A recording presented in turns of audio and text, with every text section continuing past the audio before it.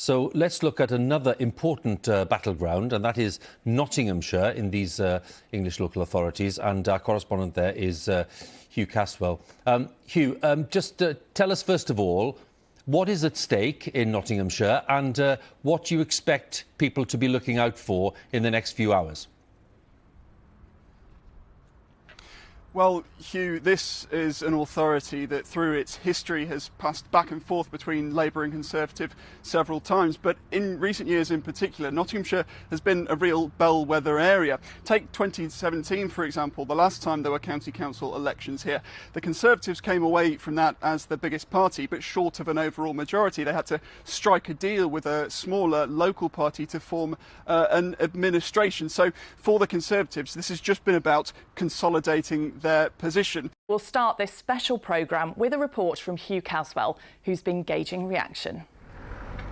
This is a constituency that's as blue as they come. The Conservatives have held Rutland and Melton ever since the seat was created. The area's current MP, Alicia Kearns, was one of the first Tories in our region to say Boris Johnson should quit, but she's been joined over the last day or so by many, many more of her East Midlands colleagues. How's the East Midlands played a part in Boris Johnson's downfall? I think when the political obituaries of Boris Johnson are written, yes, names like Sunak and Javad will dominate in terms of how these last couple of days have panned out. But let's not forget, Sarah, it's areas like the East Midlands and Conservative support from our region, some of his staunchest, most loyal supporters right here, who were instrumental in putting him into number 10 in the first place. So once that support started to ebb away, as it has done in this last 48 hours, perhaps it was inevitable that Boris Johnson's time in number 10 was coming to an end. At the start of this week, East Midlands Conservative MPs had mostly declared their support for one of the 5 who were still in the race, with the exception of Tom Tugendhat, not a single backer from our region, so perhaps no great surprise, he was knocked out. But look at this, Kemi Badenoch, a very popular choice in our region, 8 supporters, including the Mansfield MP, Ben Bradley, and Mid-Derbyshire's Pauline Latham. The air is hot, the land is dry, and over the next few days, things are only set to get hotter and drier.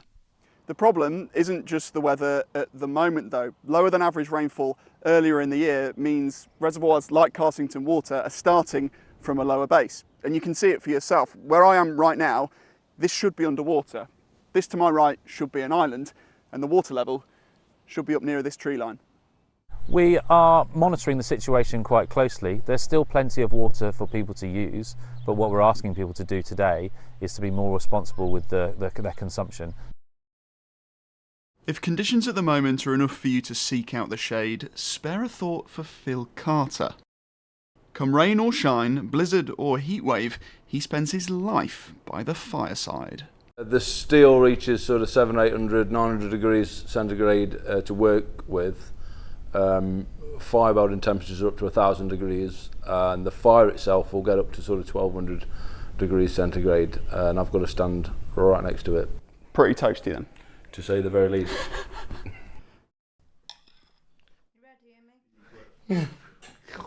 Imran Adam was born with cerebral palsy. It means he needs 24-hour care and help with everything from getting out of bed to eating. I can't do anything for myself. I need support in every aspect of my life. He pays his carers with funding from Derby City Council, but the amount he gets from them hasn't increased in 6 years. He says it means the wages he can offer can't keep pace with inflation and the cost of living, so carers are inevitably looking elsewhere. He used to have 9 contracted carers, now he has just 4. Claire Ransom has been running the railway tea rooms in Belper for the last 6 years. Recently, though, her costs have gone through the roof. Food prices at the moment are rocketing, as we all know. You've been to the supermarket, you've seen it yourself. It's the same for us. Wholesalers are going up drastically, £5–6 on an item, not just 50p here and there.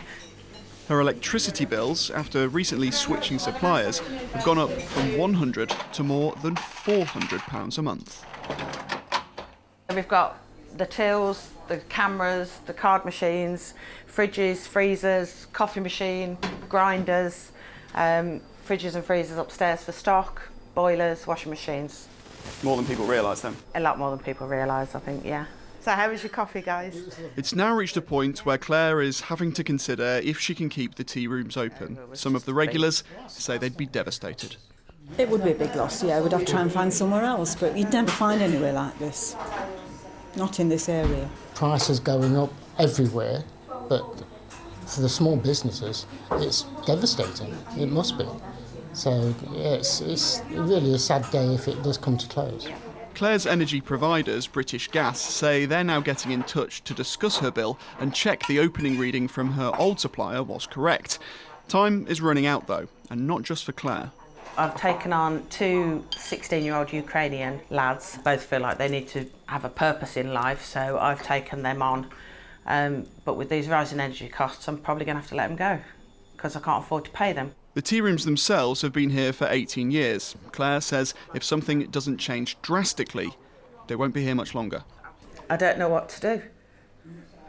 I really don't know what to do and where to go. Sorry. It's heartbreaking for me, my staff. You know, they're just, what can we do? Sorry. Oh, Hugh, we can see how incredibly difficult it is for Claire, and she's not the only one, is she? There are so many people that feel like this. Yeah, this is the reality, isn't it, of all those rising costs for small businesses, which of course aren't protected in the same way as households. There's not that energy price cap. But I don't think there are many people who haven't nervously opened a bill in recent months. Never mind mist rolling in from the Trent. It's the winds of change blowing across this part of Nottingham. It's been 23 years since Forest played in the Premier League, but 26 years since the City Ground saw any change to its capacity. There are more than 1,800 documents relating to the new development on the Rushcliffe Borough Council website. Turning it all into a new stand isn't easy. This is an incredibly challenging application, both from Forest's point of view and from our point of view. Obviously the site itself is locked against the river. On the other side, residential and businesses, and we have to make sure that all those stakeholders around the area, they had their voice. Now it's made even more complicated by the club's plans to also build an apartment block, this one here that you can see in this artist's impression. The idea being that the sale of the flats will offset some of the costs of the new stand.